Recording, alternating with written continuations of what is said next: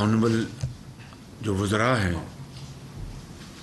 اور جو انڈیپینڈنٹ جیت کے آئے اور اس کابینہ کے ممبر آج بنے، میں آپ سب کو دل کی اتھاہ گہرائیوں سے مبارکباد پیش کرتا ہوں اور آپ کی لیڈرشپ کو ان کا شکریہ ادا کرتا ہوں کہ انہوں نے آپ کو اس کابینہ کی اہم ذمہ داری آپ کے حوالے کی ہے، فرداً اور اجتماعاً۔ ٹیبل کے دونوں سائڈ پہ الحمدللہ بہت قابل اذہان بیٹھے ہیں جنہوں نے اپنی ساری زندگی سیاست کے اس میدان میں گزاری ہے اور بہت آپ کی قربانیاں ہیں، بہت آپ کی سٹرگل ہے، اور آج آپ ایک آئینی اور قانونی طریقے سے عدم اعتماد کی تحریک کے نتیجے میں اور پھر اعتماد کی تحریک کے نتیجے میں آج اللہ تعالیٰ نے آپ کو یہ کامیابی عطا فرمائی ہے،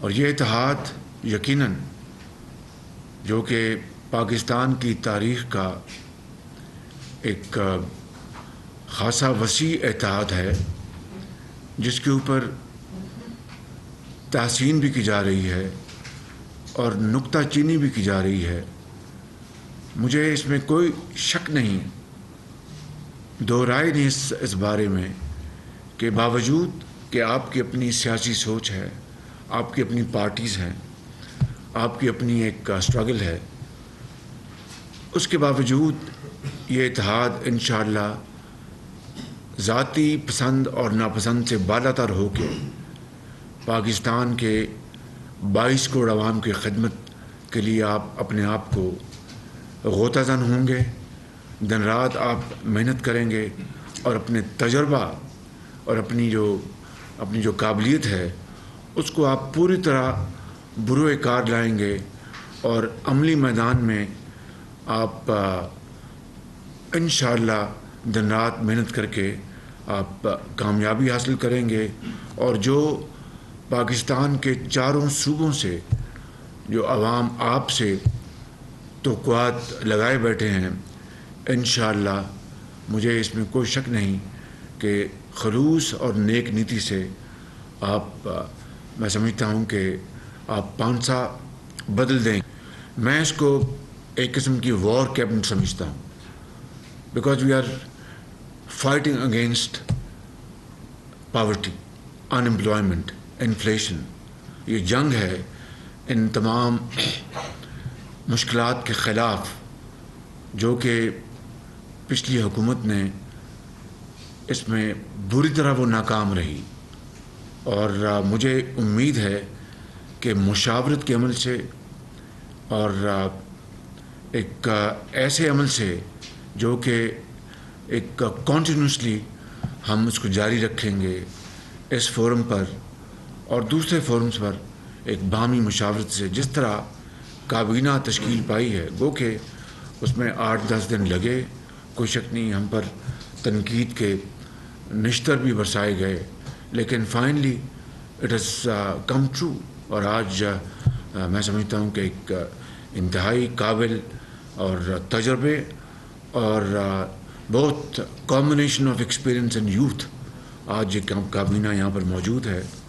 تو میں سمجھتا ہوں کہ آپ کے سامنے بڑے چیلنجز ہیں، لوڈ شیڈنگ کا چیلنج ہے، آج آپ دیکھیں گے کہ کابینہ کو بریفنگ دی جائے گی لوڈ شیڈنگ کے اوپر، جو ایندھن نہ ہونے کی کیا وجوہات ہیں، چاہے وہ گیس ہے، آئل ہے، ان تمام چیزوں کے اوپر آج آپ کو بریفنگ ملیں گی تاکہ آپ کو صحیح حقائق آپ کے سامنے آئیں، اور پھر آپ اجتماعی اذہان کو بروئے کار لاتے ہوئے ہم اس کے اوپر فیصلہ کریں گے ہمیں کیا کرنا چاہیے، کون سے وہ اقدامات ہیں جو اس قوم کے بہترین مفاد میں ہوں گے۔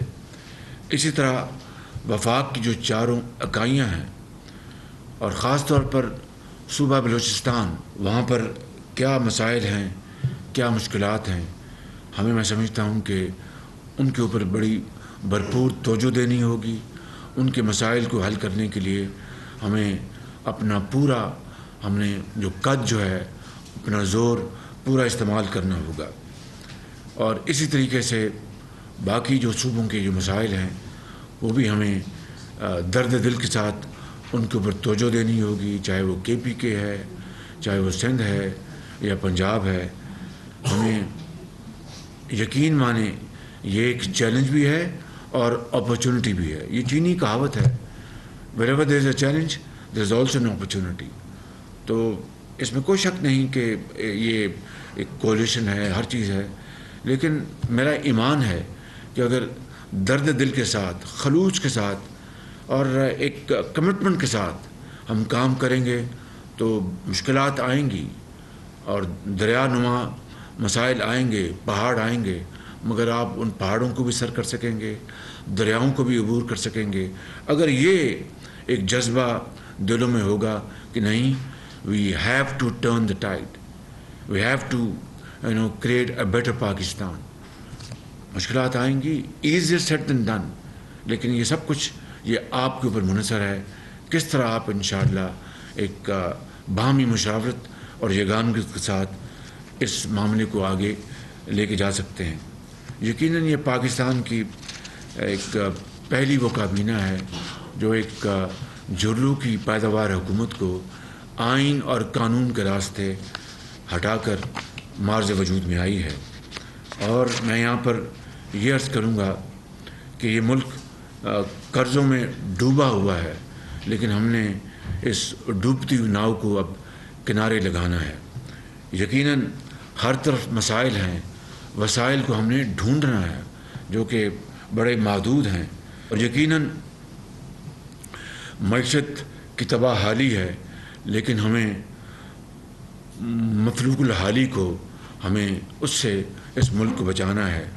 اور یقیناً درجنوں کارخانے صرف اس لیے بند ہیں کہ ان کے پاس بجلی نہیں ہے، ایندھن نہیں ہے.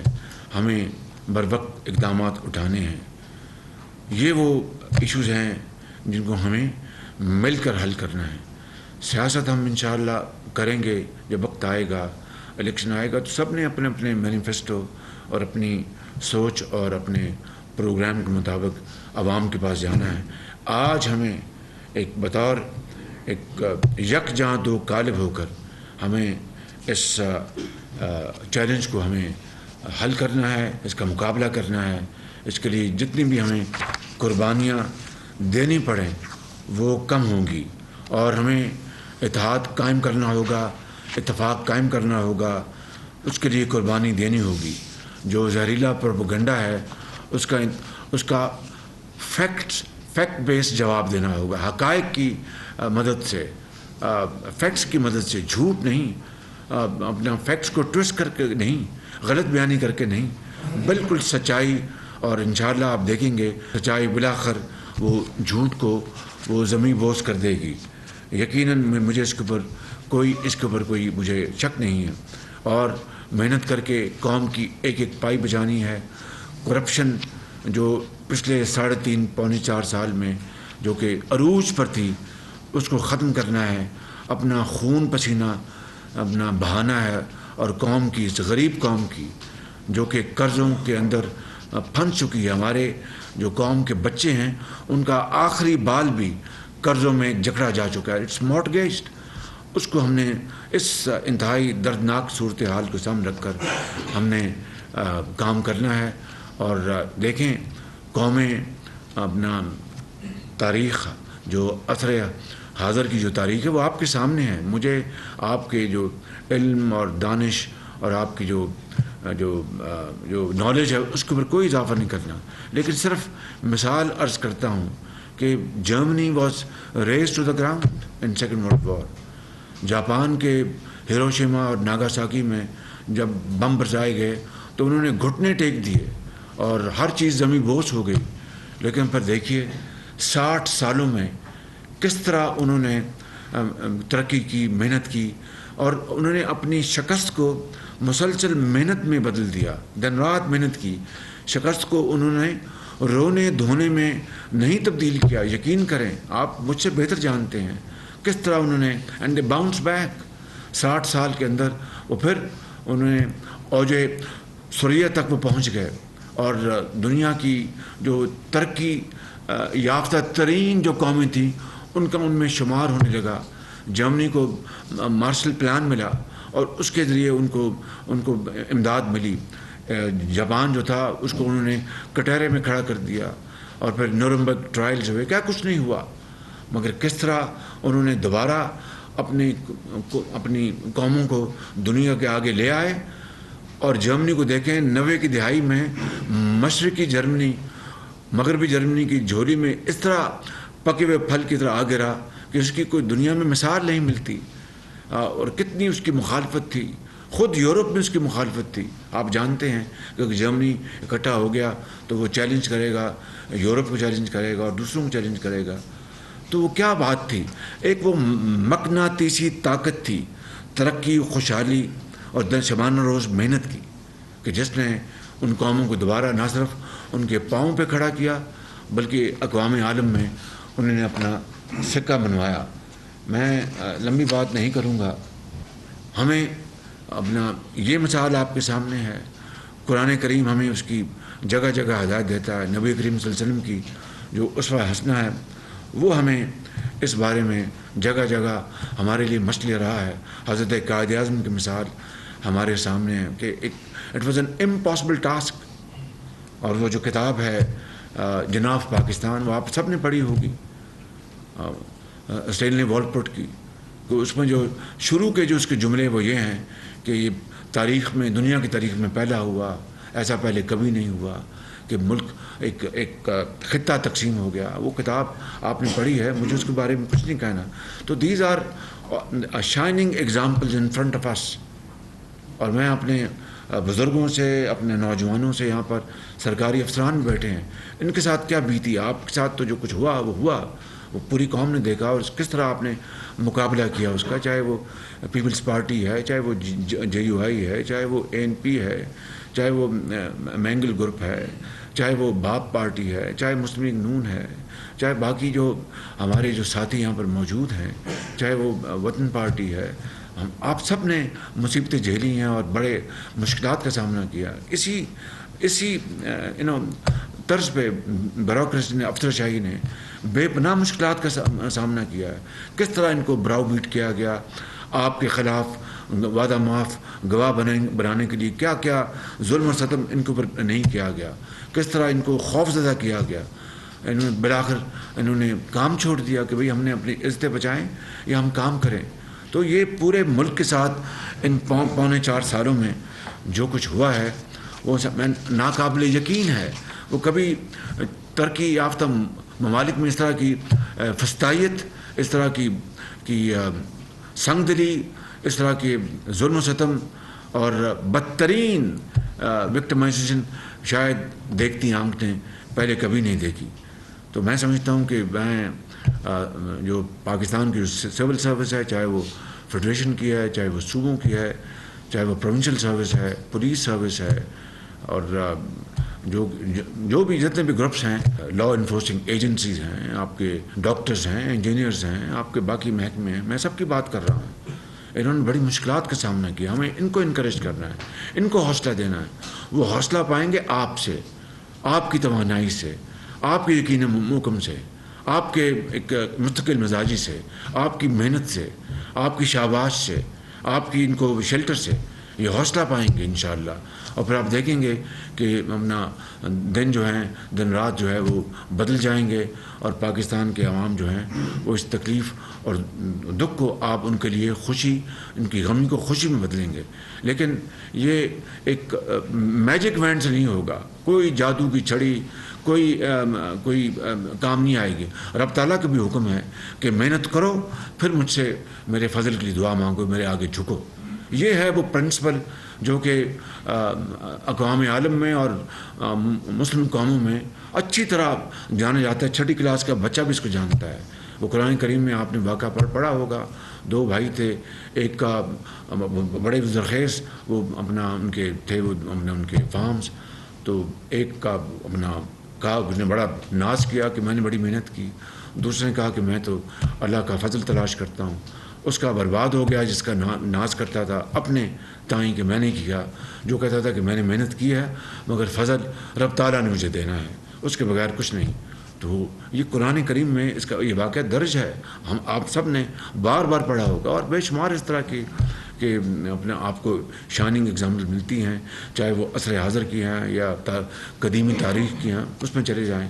میں بات لمبی نہیں کرنا چاہتا، میں صرف یہ کہنا چاہتا ہوں کہ آج آپ کو اللہ تعالیٰ نے بہت عزت سے نوازا ہے بڑی اسٹرگل کے بعد، اور اس عزت کا تقاضا یہ ہے کہ ہم اپنے آپ کو مٹی کی طرح مٹی بنا دیں اور عوام کی خدمت میں جت جائیں، اور آپ پھر دیکھیں گے کہ کوئی دنیا کی طاقت آپ کے راستے میں رکاوٹ نہیں بن سکتی، کوئی پہاڑ کوئی سمندر آپ کے راستے میں رکاوٹ نہیں بن سکتا۔ اور اتفاق، اتحاد اور مشاورت اگر ہم کریں گے تو یقین کریں کہ بڑے سے بڑے معاملات بھی حل ہوں گے۔ تو آپ نے مجھے گائیڈ کرنا ہے، میں وزیر اعظم نہیں ہوں، یہ کرسی آپ کی ہے، یہ آپ کی اجتماعی، آپ کی دانش، اجتماعی اسٹرگل، اجتماعی کاوش اور قربانیوں کے نتیجے میں یہ آپ نے مجھے یہاں پر بٹھایا، تو میں آپ کی اس امانت کا میں امین ہوں، اور آپ نے مجھے گائیڈ کرنا ہے، آپ نے مجھے مشاورت کے ساتھ چلانا ہے، مجھے آپ نے مشورے بھی دینے ہیں، وہ اچھے بھی ہوں گے، تلخ بھی ہوں گے، لیکن ان کو ہم ساتھ لے کر چلیں گے، اور اس کو ہم اس کا جو کرکس ہے اس کو نچوڑ کو لے کے چلیں گے، تو میں سمجھتا ہوں کہ پھر اللہ تعالیٰ کے فضل و کرم سے کامیابی آپ کے قدم چومے گی۔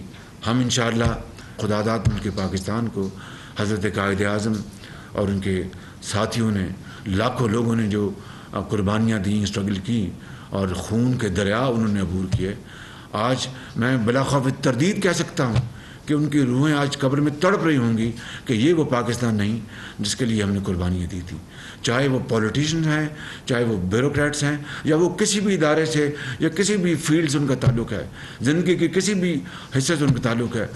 ہمیں اس بات کا اچھی طرح احساس ہونا چاہیے کہ ہماری وہ آباء و اجداد جنہوں نے پاکستان کے لیے قربانیاں دی تھیں، ان کی روحیں آج قبروں میں سکون کے ساتھ نہیں ہیں۔